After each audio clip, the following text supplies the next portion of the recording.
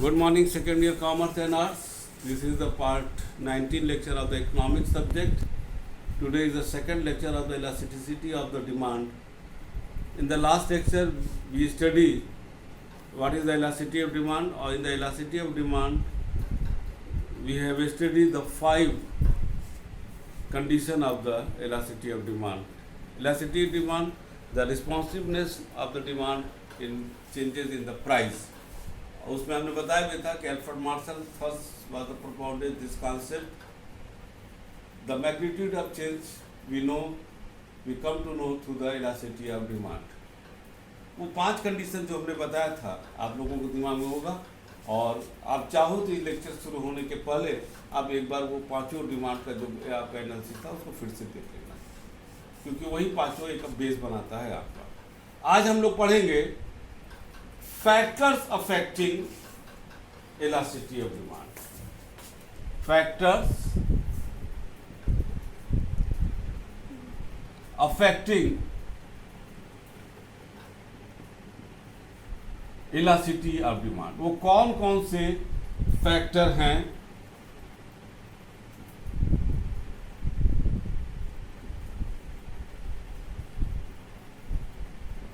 Demand.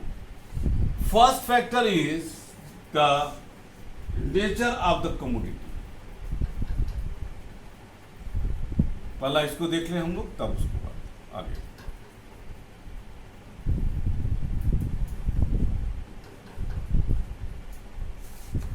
किस तरीके का सामान है, ठीक है ना।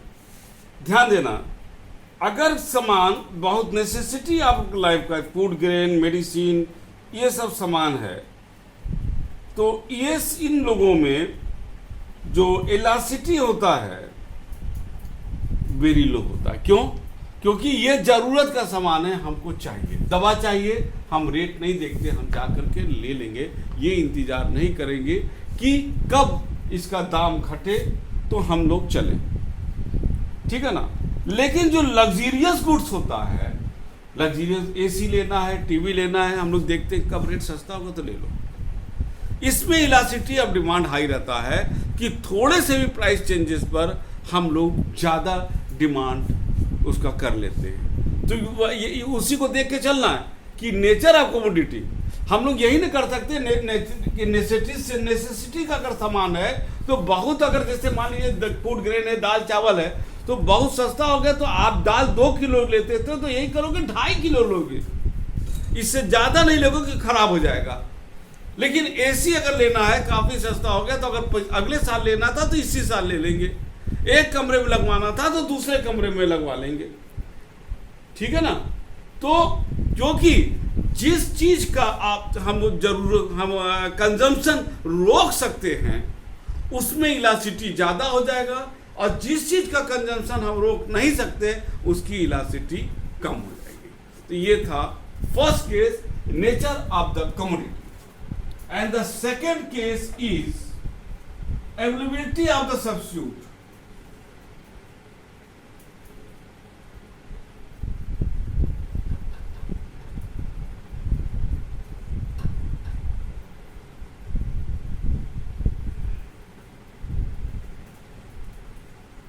Availability of the substitute, इसमें क्या होता है कि जैसे कोका कोला है और पेप्सी हो, ये दोनों एक दूसरे के बहुत ही कट्टर, इसमें जो है इनका आपस में लड़ाई है, माने कंपटीशन है, लड़ाई का मतलब, ठीक है ना। अब थम्स अप है, कोका कोला है, पेप्सी है, ये कम्पिटिटिव नेचर, इनका प्राइस बहुत ही कम्पिटिटिव रहता है, एक दूसरे से लड़ता है या लड़ाते। If the price of the Coca Cola goes up, people will be tempted to buy the Pepsi या Thums Up, another brand of the commodity. The demand of Coca-Cola will therefore fall down. Reverse will be happen if the price of the Coca-Cola falls down. Salt, on the other hand, no close substitute. Salt का कोई substitute नहीं है कि नमक महंगा हो गया तो ये ले लो, ना, उसका कोई substitute नहीं है। Hence, it is considered a necessity. Therefore, its demand will be inelastic. यानी जिसका क्लोज सब्स्टिट्यूट होगा उसका प्राइस थोड़ा सा भी प्राइस चेंजेस में उसका रिस्पॉन्सिवनेस ज़्यादा हो जाएगा, हाईली इलास्टिक हो जाएगा। और जिसका कोई सब्स्टिट्यूट नहीं होता उसका प्राइस वो लेस इलास्टिसिटी होता है या नो इलास्टिसिटी होता है, लाइक द सॉल्ट। ये आपका था सेकंड। थर्ड हम लोग आते हैं नंबर ऑफ यूजेस।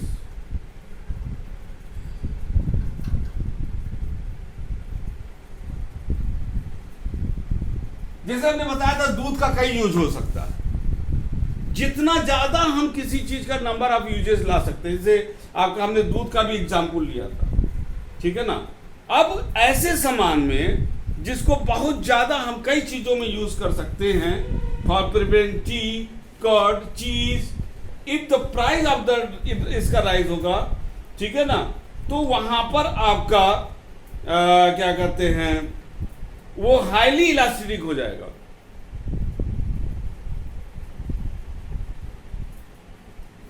क्यों? क्योंकि उसका कई यूज कर सकते हैं।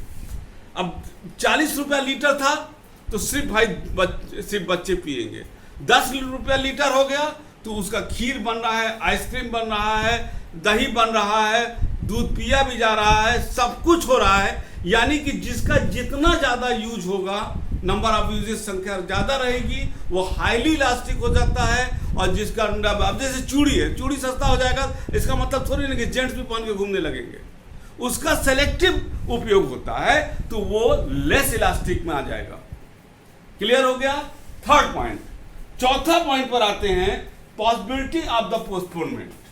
The fourth point is the possibility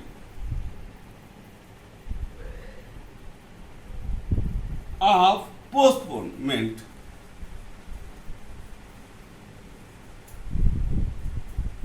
क्या हम इसके कंजम्पशन को रोक सकते हैं? ध्यान देना, अगर रोक सकते हैं तो हाईली इलास्टिक, अगर नहीं रोक सकते तो less elastic. Necessity, goods of the necessity, जिसको हम रोक नहीं सकते। अगर डॉक्टर ने लिखा है कि ये दवा खाना है, अभी कोरोना में आपने देखा तमाम चीजें महंगा हो गई, डॉक्टरी सामान में ऑक्सीजन, क्या हम उसको नहीं भाई इस साल ऑक्सीजन नहीं लेंगे, अब हम अगले साल ऑक्सीजन लेंगे? क्या हो सकता है? अरे 2000 का ऑक्सीजन लाख रुपया में मिलेगा तो लोग देंगे। तो नेसेसिटी ऑफ गुड्स जो होता है वो आपका टोटल ये आपका इनइलास्टिक, अभी हमने बोला भी था। और अगर उसको हम पोस्टपोन कर सकते हैं, एसी नहीं लगेगा तो आप खत्म नहीं हो जाओगे, टीवी नहीं आएगा तो खत्म नहीं हो जाओगे। तो जिसको पोस्टपोन कर सकते हैं, उसके कंजम्पशन को रोक सकते हैं, वो हाईली इलास्टिक आज हो जाता है। पांचवा है proportionate of the total expenditure spent। पांचवा,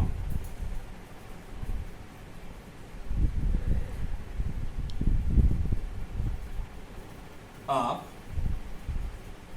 टोटल एक्सपेंडिचर स्पेंट।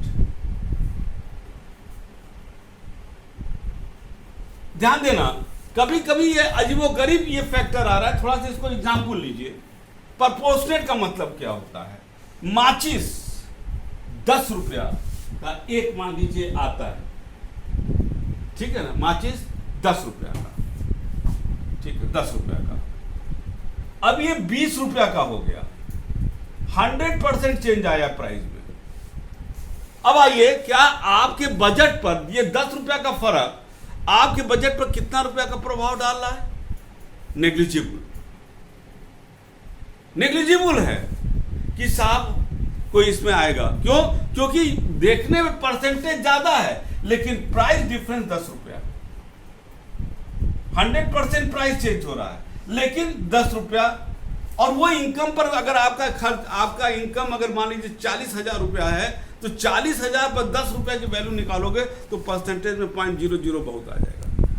लेकिन अब कार पर आइए, कार 4 लाख का है और ये 4,40,000 का हो गया। 10% का चेंजेस आया लेकिन इसका अमाउंट था 40,000 रुपया। अंतर देखो, या 100% चेंज में आपका था 10 रुपया और कार का 4 लाख से 40,000, 10% के चेंज में था 40,000। अब हमारा ये देख लीजिए अमाउंट, ये कितने, तो ये जो माचिस है जो जिसका 10 से 20 हो रहा है, इस पर कोई भी इलास्टिसिटी नहीं होगा। क्यों? पहली बात, आप अगर मान लीजिए 10 का 5 हो जाए तो क्या करें, एक गत्ता खरीद लोगे? तो मम्मी कहेगी कि क्या गोरखपुर में आग लगाना है? आप नहीं लोगे, क्योंकि 5 रुपया का किसी भी प्रकार का कोई आपको फर्क नहीं पड़ता है, 10 रुपया का कोई फर्क नहीं पड़ता। लेकिन 4 लाख की गाड़ी 4,40,000 की हो गई, या 4 लाख की गाड़ी 3.5 लाख की हो गई, वो 10% 3,60,000 की हो गई। तो 10% बढ़े या 10% घटे, ये 40,000 परसेंटेज में तो 10% घट बढ़ रहा है, लेकिन रिस्पॉन्स में ज्यादा आ जाएगा, क्योंकि लोग कहेंगे भैया घट गया चलो ले लें। और 4,40,000 हो गया, अभी नहीं लेंगे क्योंकि इसको पोस्टपोन कर सकते हैं। ये था आपका पॉइंट नंबर 5। ठीक, इसको एग्जाम्पल को मिटा देते हैं। अब छठे पॉइंट पर हम आते हैं, आपका habits.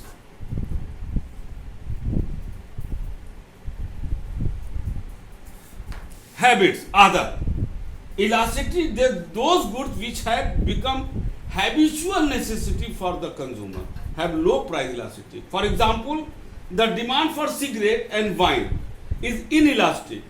Buyers' preference rule over their price. कुछो प्राइस हो, कोरोना में लास्ट ईयर हुआ 70% गवर्नमेंट ने टैक्स बढ़ा दिया, उसके बावजूद भी भाई लोग खड़े हुए हैं, जैसे लग रहा था कि नहीं पिएंगे तो मर जाएंगे, क्योंकि यहां पर कोई भी प्राइस चेंज का किसी भी प्रकार का कोई मतलब नहीं रहता है। तो ये हो गया छठा पॉइंट ये। और 7वां पॉइंट है time period.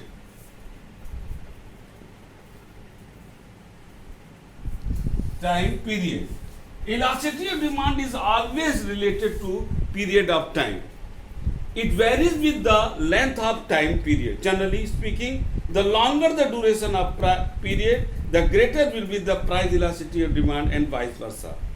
This is because the fact that consumer can change their consumption habit in the long period as compared to the short period. Long period में हमारी आदतें चेंज हो सकती है, ठीक है ना, cheaper substitute of the commodity in favor of.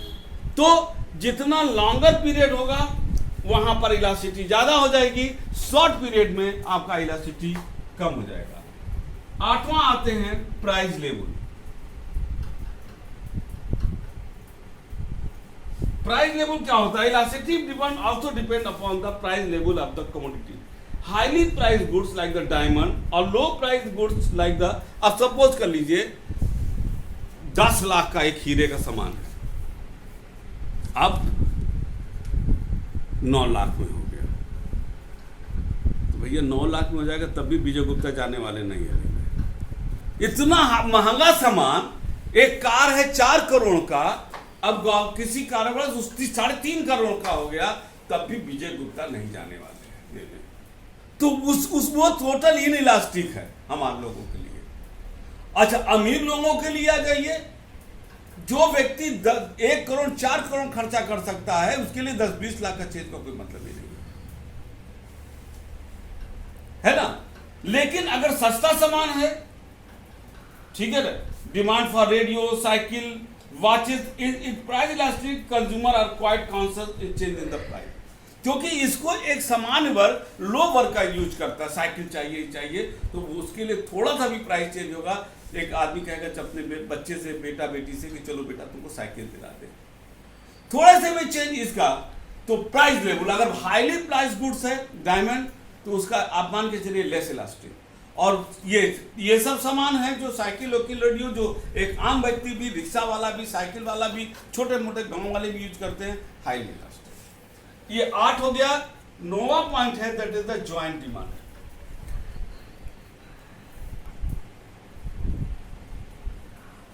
Finally, the joint demand for the goods also affect the elasticity of demand. For example, if demand for the car is inelastic, यदि car का demand inelastic है, the demand for petrol will be inelastic. Likewise, price elasticity of demand for the ink depend upon the directly on the elasticity of demand for the pen. That is the complementary goods. तो अगर एक elastic है तो उसका complementary goods भी elastic हो जाएगा, और अगर एक ही इलास्टिक है तो दूसरा भी इनइलास्टिक हो जाएगा। ठीक है, तो ये आपको मैंने आज बताया कि कौन कौन से फैक्टर हैं जो आपके उस पर आते हैं। आप अब सोच रहे होंगे कि ये हम पढ़ क्यों रहे हैं। वैसे हम डिटेल तो अगले क्लास में आएंगे कि हम पढ़ क्यों रहे इलास्टिसिटी ऑफ डिमांड। बेटा एक चीज आप समझ लो, elasticity of demand play very significant role not for the government but for the corporate sector of all the business houses producer. ये सबके लिए, चाहे गवर्नमेंट टैक्स के लिए निर्धारित करती हो, चाहे आपका क्या कहते हैं कॉर्पोरेट सेक्टर प्राइस डिटरमाइन कर रहा हो, प्राइस को घटा बढ़ा रहा हो, उस सारे केसेस में इसका महत्व है। सपोज कर लीजिए टाटा ग्रुप की मीटिंग चल रही है। टाटा एक ऐसा है कि जो नमक भी बनाता है और टाटा जो है ड्रग भी बनाता है, सब कुछ बनाता है। एक एग्जाम्पल लीजिए कि प्राइस, बाकी तो हम डिटेल उसमें बताएंगे अगले क्लास में, लेकिन एक एग्जाम्पल हम यहाँ पर आपको वो करेंगे उसे, ठीक है, ताकि आपको एग्जाम्पल ये है आपका। सपोज कर लीजिए एक सामान 10 रुपया का है प्राइस, उसमें प्रॉफिट 3 रुपया है, तो कॉस्ट आपका 7 रुपया हो गया। और बिकता कितना है, ठीक है ना, बिकता कितना, टर्नओवर 100 पीस। यानी कि अगर हम बात करें तो 100 पीस है तो प्रॉफिट 3 रुपया और 100 पीस पर 300 रुपया प्रॉफिट हो रहा है किसी भी सामान पर। अब ये सामान हाईली इलास्टिक सामान है, मान लीजिए कोई भी सामान हाईली इलास्टिक है। टाटा ने कहा कि मीटिंग में इसका सामान हम लोग अपना प्रॉफिट 1 रुपया घटा देते हैं। उनके अर्थशास्त्री ने किया कि साहब ये हाईली इलास्टिक है, आप जैसे ही घटाइएगा ये डबल हो जाएगा, इसका टर्नओवर माने बिक्री डबल हो जाएगा। तो अब प्राइस हो गया 9 रुपया, प्रॉफिट हो गया 2 रुपया, तो कॉस्ट तो 7 रुपया रहेगा ही और टर्नओवर हो गया 200 रुपया। अब 2 रुपया पर 200 टर्नओवर, तो ये हो गया 400 रुपया। अब आप देखिए प्रॉफिट 400 100 रुपया इंक्रीज कर गया, यानी इलास्टिक होने के कारण ये 300 के जगह प्रॉफिट 400 हो गया। टोटल देखिए प्रॉफिट एक यूनिट पर घटा है लेकिन टोटल प्रॉफिट बढ़ रहा है। तो इसको जो है, अब जो हमारा कॉर्पोरेट और बिजनेस हाउस होता है वो टोटल उस पर काम करता है कि कितना हमको प्रॉफिट हो रहा है, न कि इस पर एक पीस नहीं देखता, वो टोटल। उसी तरह यहां पर हो गया, घटाया जाएगा। अब नमक पर आए तो नमक पर ये होगा कि साहब टोटल इन इलास्टिक है, मान लीजिए एक आइटम, तो नमक का दाम 20 रुपया किलो था और उस पर उनको 3 रुपया प्रॉफिट हो रहा था।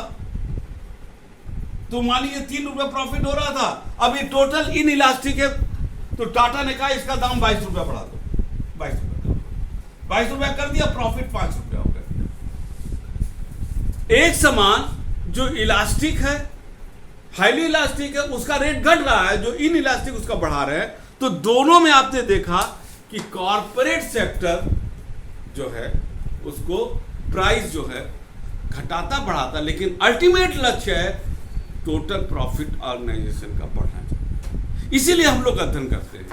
अगले क्लास में हम इसको और बताएंगे आपके इसके साथ कि गवर्नमेंट को क्या महत्व है, गवर्नमेंट टैक्स कैसे करती है, इन चीजों को और हम डिटेल में देखेंगे। साथ ही साथ कुछ न्यूमेरिकल क्वेश्चन को भी हम आपको बताएंगे। इसी के साथ हमको समझ आ गया कि इससे एग्जाम्पल से इसका महत्व क्लियर हो गया। डिटेल हम लोग अगले क्लास में तो और आएंगे ही, गवर्नमेंट और अदर हाउसेस के साथ साथ क्या क्या होता है, बड़ा लंबा वो एक इंटरेस्टिंग क्लास होगा विथ न्यूमेरिकल। तब तक के लिए हम good day and good bye.